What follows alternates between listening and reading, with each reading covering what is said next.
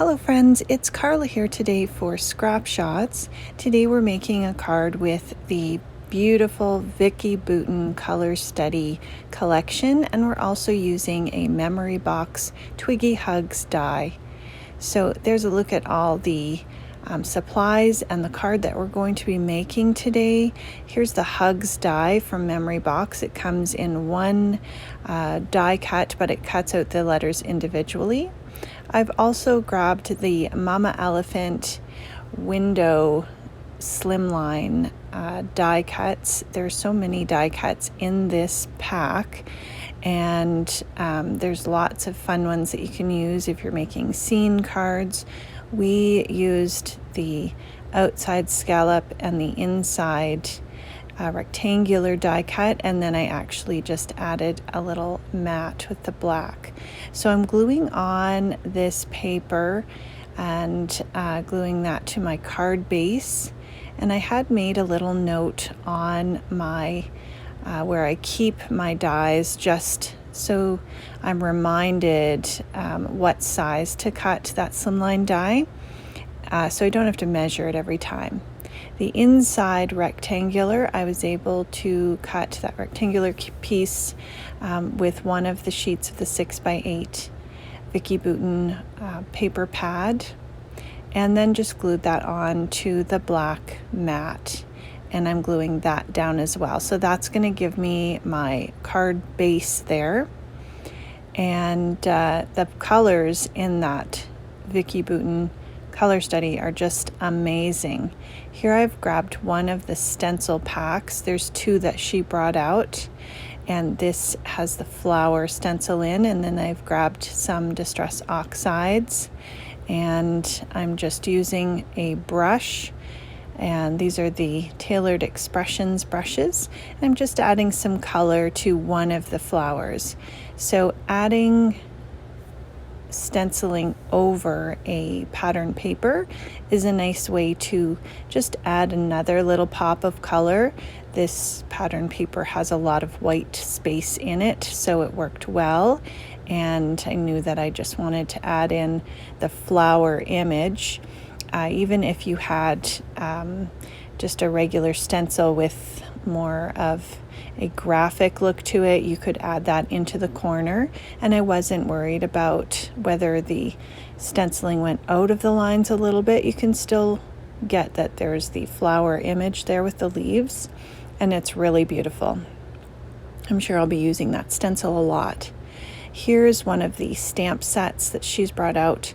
There's also two stamp sets for this line, and both of them are available at the moment in Scrap Shots.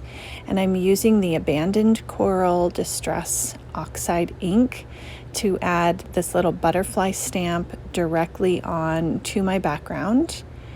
And I definitely could have done the stamping and the stenciling before gluing that on, but it worked well either way, just because of the products that I was using. Here's one of the 6x8 papers, the little round circles, and I wanted to add some embossed flowers and really get that round circular element on the flowers. So this paper was beautiful, and I decided to stamp it with some Versamark embossing ink.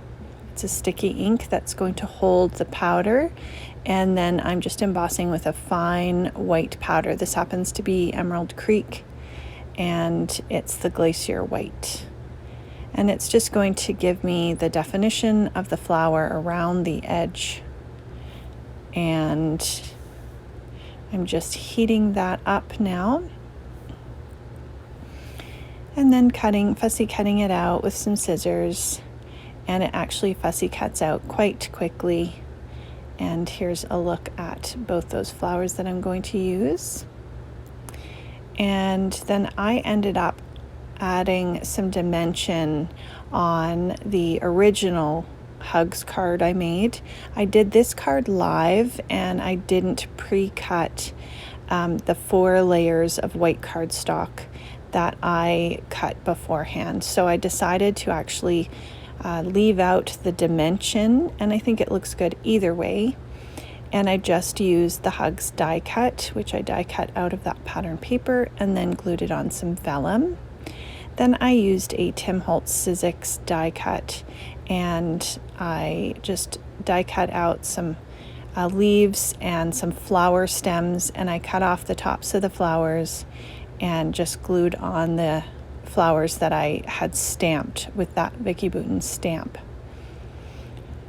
and just glued those on. If you didn't have a leaf stem, you could use any kind of die cut leaves, or you could just cut them by hand as well, or you could even just draw them in with some markers, would look fine as well.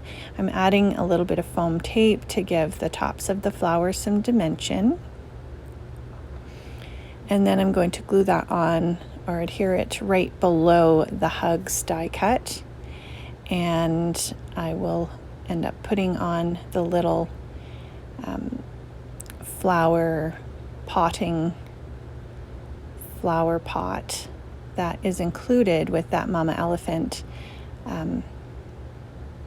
die cut, the Slimline die. It's a really nice die. I have the basic as well, which I think is really great, and I can really see myself using that window die set as well. Now I'm using a little bit of the Abandoned Coral Distress Oxide along with some of the Dream Drops, which are an iridescent drop, and I'm just mixing them so I get a little bit bolder color in the Dream Drop, but you could definitely just paint the Dream Drop on or just paint the oxide on. By adding that Dream Drop, you're getting that kind of creamy, pearly, iridescent color mixed in with your oxide, and I'm just painting that directly onto my background and coloring in the butterfly. So you can see that it has kind of a shimmery, shiny look, and just a cool effect because we stamped it in the oxide ink. I'm adding this tonic crystal glaze. I'm really liking this, and it adds just a really neat sheen to it. Looks like a puffy sticker almost. And then I've grabbed the yellow Dream Drops, and I'm actually just adding those into the flower centers, and it gives a really nice iridescent shiny look when it dries. And there's a look at the completed card. So it's nice and bright for spring. You've got those potted flowers, you've got lots of stitching detail, and if you want to see the live, you can check out the links below, and I'll also post where you can find those in the shop. Thanks so much for stopping by. Bye-bye.